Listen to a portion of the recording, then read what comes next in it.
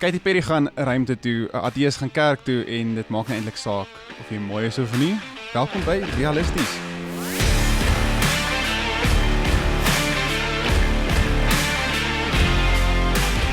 Nou ja, daar het jy dit.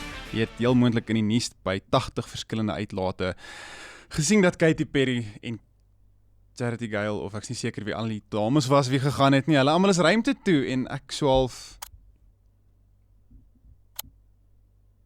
Okay, dankie vir daardie. Dis al as jy in 'n gesprek is van iemand, waar was julle op vakansie? Nee, ons het maar by die huis gebly. Nee, maar ons was hier, of ons was see toe, en dan is altyd daai ene wat so, hoe verder en hoe verder en hoe verder. So daar het jy dit nou, dame. So as jy dink jou vakansie was baie lekker in Mauritius gewees, jy was nie ruimte toe gewees vir 48 miljoen Amerikaanse US dollar nie. So hoekom maak dit saak? Ek weet nie, maar dis 'n realiteitscheck om sommer by die deur in te val is dat daar is 'n ruimtetuig vol dames ruimte toe vir 5 minute.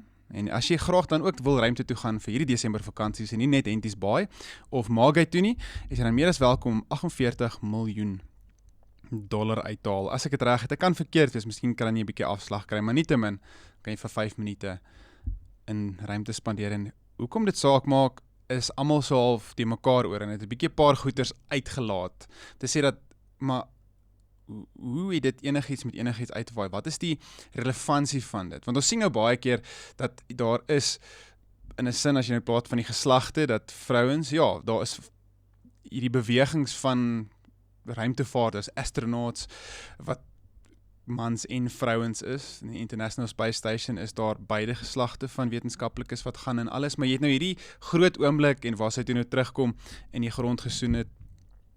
Dis altyd so, as van jou vriende vir 'n jaar Engeland toe gaan, hulle kom terug met 'n Engelse aksent, dan is dit hierdie, okay, maar verduidelik gou, het hulle saam dit ontwerp? Nee, hulle was net, en is 'n ding wat Jeff Bezos nou doen, wat sê dat jy kan ook ruimte toe gaan vir baie geld, en ek so weer eens, ouens, ekonomie, ons het amper weggespoel hierdie kant, hoekom moet dit op ons lippe wees? En ek dink dis die realiteitsidee vir dit, is dat daar gaan hierdie nuusgoed wees wat baie jou aandag wil en jou wil ontsteld maak of opgewonde maak of wat ook al dit mag wees, maar hou jou, ek wil nie sê jou neus op die grond, jy sê, okay, dis mooi, en kom ons beweeg aan. Sonder om te oordeel, sonder om te sê, ag maar hierdie ryk Amerikaanse mense soek net meer drama, of hulle soek net meer fluffy goed, en dit kan nader aan die huis ook wees, want ons is baie keer vinnig op ons perkie as dit kom by ons vriende of die mense wat ons ken, of bietjie van weet as hulle iets interessants doen, want ons dadelik sê, wow, okay, ja, kyk vir hulle, en dan as jy dan braai met ander vriende, dan is dit mos nou baie lekker om te gesels oor die feit dat hulle soontoe gegaan het, maar as jy nou regtig die storie van hulle lewe weet, dan wil jy nie graag weet wat in hulle lewe aangaan nie, en hierdie alles is verskriklike al net awesome. Wees realisties oor dit, asseblief. Daar's interessante goed wat gebeur, kan daardie geld vir beter goed gebruik word? Verseker. Ek dink jy kan nogal redelik baie verliefdadigheid doen met daardie geld.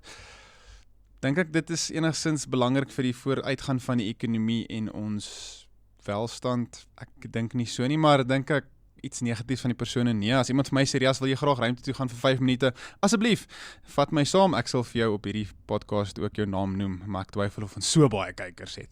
Maar dieselfde tyd, wat ons daarmee moet doen is, moenie iets daarmee doen nie, moet jy net asseblief verantwoordelik wees met dit wat die Here vir jou gegee het, en terselfde tyd, inspireer ander mense om verantwoordelik te wees, en as ek sê ander mense, is die mense wie in jou invloedsfeer is. So as jy wil oordeel en wil praat met iemand, maak seker dat jy bereid is om die tyd te spandeer in hulle lewens. Want as jy so groot probleem het met dit, dat jy met ander oor dit moet praat, beteken dit die probleem moet so groot wees, dat jy bereid is om met hulle te gaan praat. Nou, 'n mooi idee van daai is dat oordeel in op sigself, of om oor ander mense te praat, wanneer hulle nie daar is nie, en hoor my nou mooi uit, is soms 'n goeie ding. Want baie keer praat mense nie, en jy weet nie hulle gaan deur 'n ding nie, en net die feit dat iemand anderster oor hulle gepraat het by iemand anderster, beteken dit ons raak bewus dat jy swaar kry, en dan kan ons jou help. So in ek dink die Joodse geloof was dit 'n groot ding gewees, is dat ek as 'n man self praat oor niks wat in my lewe ernstig aangaan nie, want jy moenie huil nie, wees 'n cowboy. So dis goed baie keer as mense oor mekaar praat in 'n mooi liefdevolle sin, en waar hulle bereid is dan om iets daaraan te doen. So ek weet nie, ek is bereid om iets daaraan te doen, dan die feit dat Katy Perry ruimte toe is nie, al die beste vir haar, maar dit inspireer my om te sê dat as ek gaan praat oor hierdie tipe goeters, dan is ek bereid om in iemand se lewe iets, verandering te bring, of hulle te gaan aanspreek en sê, kom ek help jou, ek dink hierdie was bietjie rof gewees, of. So mag dit 'n uitdaging wees, nietemin. En so, as jy kyk dan nou, as jy dink is nou vreemd dat Katy Perry ruimte toe gaan het, is die rigting klein bietjie anderster, want dit is raak in dieselfde ding, maar hierdie gaan oor 'n ateïs wat kerk toe gegaan het. Nee, serieus, dit is nie so vreemd nie, ja, maar wag 'n bietjie. Dis nogal interessant as jy gaan kyk op die YouTube page Heliocentric. Nou hierdie is 'n ateïs, 'n uitgesproke ateïs, wie 'n gelowige was en hy was in die Pinksterbeweging gewees en hy het toe net op 'n punt gekom waar hy sê hy glo nie meer nie. So wat hy nou doen op sy YouTube kanaal is om na kerke toe gaan en hy noem dit 'n church audit. Nou voor jy sê, hierdie ouens wat so hartseer is en kan hulle nie hulle eie goed doen nie. Dis interessant en is goed, want wat hy doen is met baie liefde in sy hart, gaan hy na verskillende kerke toe, verskillende gelowe eintlik ook, en hy gaan en hy sit en hy beleef en hy vat die tyd om met mense te praat en hy gee regtig sy opinie oor dit. Nou gegeewe, dis ateïs, so hy sal elke nou 'n vloekwoordjie ingooi. Maar die konteks van die gesprek wat hy het, is altyd interessant. Ek geniet nogal om sy goed te kyk, want hy praat oor eerlike goeders. Hoekom het hierdie kerk vir my gewerk, of hoekom is dit spesiaal of nie, of wat dink hy maak saak as dit kom by 'n kerk. En is interessant ook om te sien dat die goed wat gaan oor gemeenskap en naby wees en familie, tref hom harder as wat die verskriklike groot kerke, en in die aard van die saak, besoek hy groot kerke, en hy het nie altyd die beste ding om te sê oor dit nie. Dis half 'n idee van, is hierdie wat Jesus vir julle gesê het om te doen? Nou, een van die goed wat my gevang het, is dat in hierdie week se episode van hom, was hy na 'n baie groot kerk toe, bediening toe, wat tussen geboue op, maar dis Apostle Catherine, julle kan gerus oor haar gaan lees, en sy het 'n gemeente wat sy hardloop, en sy doen nogal jou bietjie meer charismatiese goed, en hy is toe na hierdie gemeente toe, en hy het 'n paar opmerkings gemaak oor die manier hoe hulle praat, en die manier goed wat hulle sê, en toe raak het in hulle livestream, dat sy eintlik 'n profetiese woord dan nou vir hom gee, maar is my so interessant om te kyk, as ons kyk na ons rigting, om in hierdie, probeer dink, dat jy is in hierdie ou se voet, en jy kom vir 'n sekere iets, en hier kom, sê sy 'n woord, maar nou weet ons, het dit eintlik iets met die konteks uit te waai, praat sy eintlik regtig dit wat nodig is, of dit wat van die Here afkom. Dit was een van die goed wat jy ongemaklik oor voel, maar jy voel ook, hier's iets waars wat hier uitkom. Want as gelowiges, as gemeentes, as kerkleiers, het ons nogal 'n manier om goed op 'n sekere manier te doen. En soos hy ook sê, baie van die gemeente gaan saam met dit, en hulle ruk bietjie roekeloos daarso hand uit, as jy vir my vra. Baie van die goed wat hy sê, stem ek mee saam, en die ongemaklikheid van die feit dat hy daar staan, en sy sê die goeters, en ek weet nie of dit die wysheid van die Heilige Gees is wat daar deurgekom het nie. En hy self sê die impak wat dit gehad het, dit hom, jy kan sien, dit het hom ontstel. En van die ander goed wat ook gebeur het, hom ontstel, en dit ontstel my ook. Want die goed wat ek doen vir die Here, hoekom doen ek dit? En hoekom doen sy dit? En wat se impak het dit op mense? En het dit regtig daai vrugbare grond wat die saad op moet val? So ek gaan jou 'n bietjie uitdaag om daarna te gaan kyk.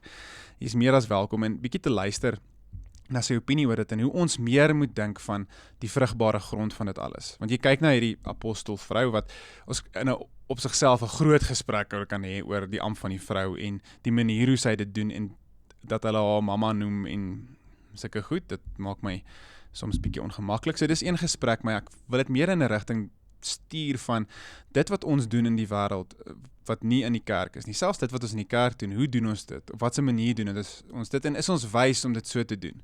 Want daar is mense wie nie net gemeentes besoek nie, maar oor jou pad kom wat jy 'n impak oor moet hê. En dan partykeer doen ons dit so, maar dit is mos hoe mense doen, dit het absoluut geen impak nie. Partykeer roep die Here vir ons net om vir 'n persoon lief te wees met ons dade, eerder as net om in die Bybel te slaan. Partykeer roep dit ons om regheid te sê, maar luister, hier is 'n God wie vir jou lief is. Partykeer moet ons vir onsself vra, dit wat ek al vir jare so 'n manier doen, is dit God se wil? En hierdie het daai speel dit vir my oop, want hier kom iemand wat ek glo goeie intensies gehad het, om te sê dat hy wil gaan ervaar hoe die mense deur aanbid. En hy sê graag, hy wil graag in God glo. Maar in so opsig het daar sekere goed gebeur wat net om so ontstel het, dat as sien dit miskien vrugbare grond was, maar dit ewe skielik hard geword. So ons rigting moet wees, is dat ons moet vra, wat is die grond wat ons mee werk? En ophou oulik probeer wees, of ophou goed probeer doen soos ons dink dit reg is, maar gaan kyk in die woord van God, en hy doen dit nogals, hy sê, hy sukkel om in die Bybel te sien wat hulle doen, daar staan. Miskien moet jy jouself uitdaag en vir jouself vra, die rigting wat ek in besig is om te beweeg, die goed wat ek doen vir die Here, is dit op die regte grond waar hy vir my gesê het, of doen ek dit maar net want, weet jy wat, ja, almal hou daarvan. Almal wat met my saamstem hou daarvan. So, van daai af, en dis nogal vir my interessant, is dit altyd 'n ding wat ek wil bietjie oor reageer oor dit, want ons het nou gepraat van Katy Perry, ons het gepraat van Apostle Catherine, en nou praat ons van goed wat gewoonlik gebeur, en ek sukkel nogal as ek nou dink hoe reageer ek oor dit, dit is moeilik, want kyk bietjie na van die goed wat jy gekyk het, van die konferensies wat jy bygewoon het, van die dienste wat jy self bygewoon het, is daar 'n grap wat ons altyd maak, is dat hier's al die inligting en die waarheid wat ek vir jou gee, maar weet jy waar jy die meeste inligting gaan kry is in my boek. So, ek wil op hierdie manier reageer, soos lees my boek, koop my boek, is wat gewoonlik gesê word. Gaan kyk 'n video, gaan kyk as jy goed soos GLS, eintlik enige konferensie, hoef nie net 'n Christelike konferensie te wees nie. Die ouens wat praat, het gewoonlik 'n boek geskryf en hulle is genooi as gevolg van die boek wat hulle geskryf het, maar terselfdertyd gebruik hulle hierdie dat hulle praat vir jou om die boek te koop. En kerk het nog 'n manier om dit baie te doen, is dat van koop my boek, koop my boek, koop my boek vir iemand anderster, koop 50 van my boeke.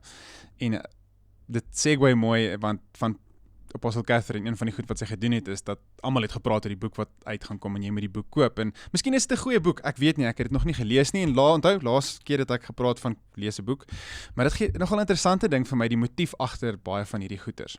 En koop my boek. Daar's hierdie preekreeks, koop my boek. Daar's hierdie groot ding wat gebeur, koop my boek. En my reaksie teenoor dit is soms, weet jy wat, dit is eintlik 'n goeie boek. Ek koop die boek, ek lees die boek, dis 'n goeie boek. Soms is dit, ek koop die boek, ek lees die boek, is soos, weet jy wat, dis nie die beste boek ooit nie, maar ek het tog iets geleer. Maar nou kom dit by die motief. En dis altyd my vraag van 'n ding, is dat, as die motief van dit wat jou inspireer het om die boek te koop, verkeerd is, of eintlik net is om geld te maak, moet ek dan die boek koop en dit lees, of moet ek dit nie doen nie? Want ons gebruik baie keer blomme om jammer voor te sê. So ons gebruik blomme om dit bietjie sagter te maak vir die jammer sê, of jy gebruik iets om iets te bereik. En nou die vraag is, as ek hierdie blomme koop, net om dit makliker te maak om jammer te sê, is dit dan opreg dat ek hierdie blomme gekoop het? So dieselfde ding nou, as iemand dan sê, ek mag koop my boek, hoe opreg is dit? So my uitdaging is dit, is as ek lank genoeg met hierdie podcast aangooi, gaan ek iewers 'n boek skryf. Ek weet nie of enigiemand dit gaan verstaan nie, maar dan gaan jy my boek moet koop as jy lank genoeg na die podcast koop, want koop my boek, want dit hou dinge aan die gang. En as jy nie my boek wil koop nie, like, comment, subscribe, dan kan jy net die podcast kyk, dit is verniet. Maar dit is vir my altyd 'n ding van selfs liedjies ook, is die wonderlike oomblik wat jy aan aanbidding is, maar dan as jy hierdie volgende link gaan volg, dan kan jy my liedjie koop. Ek het 'n paar liedjies uit, so jy is meer as welkom. Die links gaan nie onder wees nie, want nee. Maar miskien sal ek 'n link van Kurt Darrens op Spinnekop onder sit. Dan gaan luister julle dit. Dit is vir my, ek weet nie wat het gebeur in ons geloof en of ons lewens, dat ons sê, jy moet en hierdie, of ons moet hierdie, of ons moet sekere goed gebruik om sekere goed te bereik nie. Gebruik sekere goed om sekere goed te bereik. Waar net op sigself is dat, as iemand honger is vir informasie, honger is vir meer woord, sê, weet jy wat, daar is hierdie bronne beskikbaar, so asseblief, hier is dit vir jou. Dit kom neer op die, in 'n gemeente, in 'n kerk, kan jy goed verkoop, of kan jy dit vir mense gee en hulle kan donasies gee? Want dit gaan oor motief. Dit is nie noodwendig dat om finansiëel standvastig te wees as 'n gemeente verkeerd is nie, ons het al baie oor dit gepraat, maar dit gaan oor, wat is die motief agter dit? En wees versigtig vir dit, en dis miskien my beste reaksie oor dit, is dat, ek sê nie moenie die boek koop en dit lees nie, of ek sê nie moenie dit wat gemotiveer word, nie doen nie. Ek sê, wees oopkop, en wat is die motief agter dit? Want ons almal het al daai, wat sy ou weer maak advertensies gevolg, en ons almal het 'n stofsuier of ek het so ab crunch gehad, wat ek as jong man 'n sixpack probeer kry het, en iemand moes net vir my gesê het, Rias, eet minder brood, maar nie te min. So, lees my boek, koop my boek, of nie, kyk na die motief, asseblief. Kyk na die motief, en weet, daar is altyd iets ongelukkig, of gelukkig, want miskien lees ons 'n stukkie waarheid in dit raak. Maar een van die goed wat ons definitief weet ons waarheid in vind, en dit is my raad wat jy nie voor gevra het nie, is, gaan koop 'n Bybel, gaan gee 'n Bybel. Nou, gewoonlik het ons nou gekyk na, lees die Bybel, en gaan stap 'n bietjie, maar die raad wat jy nie voor gevra het nie, is 'n ongelooflike ding, is gaan koop 'n Bybel, om hom vir iemand te gee.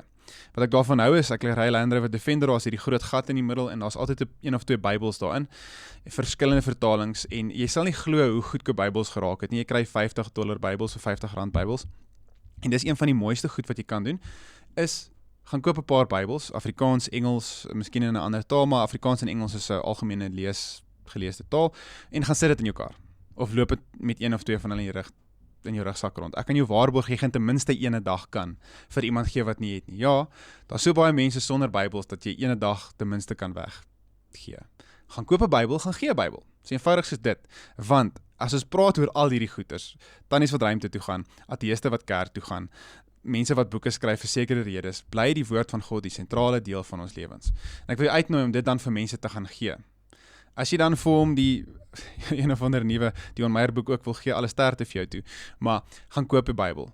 Nie vir jouself nie, want heel moontlik is jou boekrak vol van die goed wat nie verkeerd is nie. Jy moet verskillende vertalings in jou lewe hê wat jy kan lees. Dis goed. Gaan koop 'n Bybel om 'n Bybel te gee. Dis tussen $50 en $100. Dit is omtrent 2 cappuccino's. So, miskien het jy vir die raad gevra, maar ek dink dis 'n mooi manier om te sê, hier's iets wat intentioneel gedoen word vir my om die waarheid te versprei vir mense. En jy hoef nie eens met iemand te praat nie. Jy kan net ons in die oë kyk en vir my Engelse Bybel gee en loop. Dit hoef nie iets groots te wees. Dit kan vir 'n petroljoggie wees. Dis gewoonlik waar meeste van my Bybels heen gaan. En as jy voel iemand kry swaar, iemand wat jy sien hulle sukkel, dan sit 'n klein stukkie iets in die Bybel. Ek het 'n paar keer gedoen wat jy 'n noot of 2 in die Bybel sit. En die persoon, as hy regtig tyd in dit gaan spandeer, dan gaan daar voorsiening ook wees. Dis 'n mooi manier om nie net vir iemand kontant te gee nie, maar ook die waarheid te gee. Dan kom ons bietjie oor die radikale deel, en hier moet ek diep asemhaal, want hier gaan 'n paar mense my met 'n klip gooi, of 'n baksteen gooi, of ek weet nie, dislike. Maar as jy probleme het, asseblief comment, share, subscribe. Hoe meer mense weet en kyk, hoe meer mense kan ons stel raak. Nou hierdie gaan oor, net oor dit mooi is, beteken nie dit is waar nie. Nou hierdie is een van die goed wat ek weet nie wat die slagspreek oor dit is nie, maar kyk en nee, wat nie kyk, ek weet nie, dit irriteer my grensloos, want ons vat mooi goeders en ons sê oor dit mooi is, moet dit waar wees. En is spesifiek in ons Christen geloof wat ons doen is, kyk hierdie mooi video, dit moet waar wees. En dan doen ons nie dit wat ons moet doen nie, en gaan spandeer tyd in die woord van God en regtig gaan lees oor of dit waar is of nie. Ons aanvaar dit net so. En dan versprei ons dit, en dis waar een van ons groot lokvalle is, want dis nie dan waarheid wat ons versprei nie, dis iets mooi wat ons versprei, en die aanval van die duiwel is soveel slimmer as wat ons dink. En as jy weer sien, is iemand wat die Bybel beter as jy ken, op jou voordeur, en hulle glo glad nie in die Here nie. Mooi dat dit teruggaan na die ateïs toe, maar dis wat gebeur. Ons is besig om mooi goed te versprei, en dit is nie noodwendig waar nie. Net oor dit mooi is, beteken nie dit is waar nie, en ek het 'n paar voorbeelde van dit, en asseblief, gooi my met 'n klip online as jy wil, nie met die regte ene nie, ek gaan teruggooi. Daar's 'n paar goed wat ons al gesien het. Ek dink een van die groot goed wat baie keer gebeur is die gematria. Nou jy sal miskien niks van hierdie al gehoor het nie, maar gematria is die idee dat die Hebreëse Bybel en die letters en die woorde alles numeries se waarde het. Nou die geskiedenis agter dit is dat 200 jaar voor Christus, dis die eerste keer wat die Hebreëse taal en dit wat geskryf is as gematria gebruik was, dat die Hebreëse taal en nommers gelyk met mekaar staan. En jy het miskien al dit gehoor waar mense praat van, ja maar hierdie woord het hierdie getalle of hierdie dele in die alfabet, so Alef, Bet, Gimel, Dalet, He, Vav is 6, 3 Vav is saam is 666, weer eens. Dis 'n ander ding wat miskien mooi is, maar onthou die merk van die dier is in Grieks, so dis bietjie anderster, nietemin. Soos het dit al baie gehoor en baie getel. Gematria is 200 jaar voor Christus die eerste keer, as jy gaan kyk geskiedenis en al die data wys 200 jaar, en 100 jaar voor Christus meer gebruik. Die Hebreëse Bybel is voor dit geskryf. Nou vra jy jouself die vraag, het die skrywers van daai tyd dan gematria toegepas as dit nog nie ontstaan het nie? En dis altyd die ding, iemand kom met 'n verskriklike mooi storie van as jy hierdie bymekaar plus, dan kry jy daai, en is hierdie wonderlike ding, en is baie mooi. Al wat ek sê is, wees versigtig met dit, want dit het toe nog nie bestaan toe hulle dit geskryf het nie. So moenie net alles aanvaar wat jy sien nie, want dit is nie iets wat hulle gedoen het nie. Die skrywers het nie dit in konteks gehad toe hulle dit gehad het nie. So ons wil baie graag dit doen, en dit lyk miskien verskriklik mooi, maar dit is nie noodwendig waar nie. So gaan maak baie seker. Gegee die Here kan tussen tyd beweeg en heel moontlik iets geïnspireer het om dit te gebruik, maar ons kan nie 100% seker wees nie.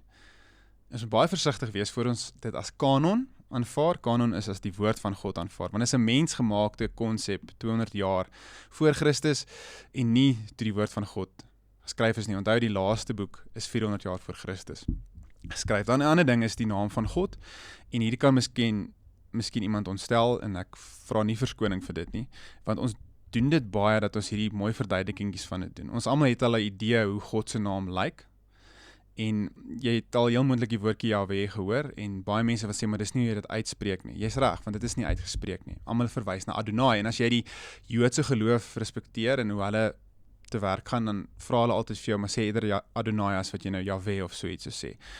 So, wat gebeur het, en daar's 'n baie bekende video wat baie mense al geshare het, wat hy praat oor die asemhaling idee, maar weer eens, dit is verskriklik mooi, maar dit is nie wat die woord vir ons wys nie, en dit is nie wat die geskiedenis vir ons wys nie, dit is nie wat die kultuur vir ons wys, of hoe die Israeliete gemaak het vir ons wys nie, want hulle was spesifiek oor hulle taal gewees, en dit was nooit 'n asemhaling nie.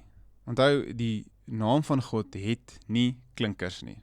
Arme ek is oupa eil, die Hebreëus werk bietjie anderster, dus Jod is 'n meer 'n klinker, konsonant as ek dit reg het, ek is moeilik met my Afrikaanse taal, so al daai het nie 'n identiteit van 'n klinker nie, so dis nie die, soos ons in daai video gesien het nie, dis baie mooi, en wat hy sê is dat vanaf jou eerste asem wat jy uitasem, spreek jy die naam van God, maar in sy oorsprong, in die kernfondasie van die naam van God, was dit juist dat dit nie uitgespreek word nie, want daar is so groot respek vir wie God is, dat ons hom Adonai noem, en dat ons nie sy naam noem nie.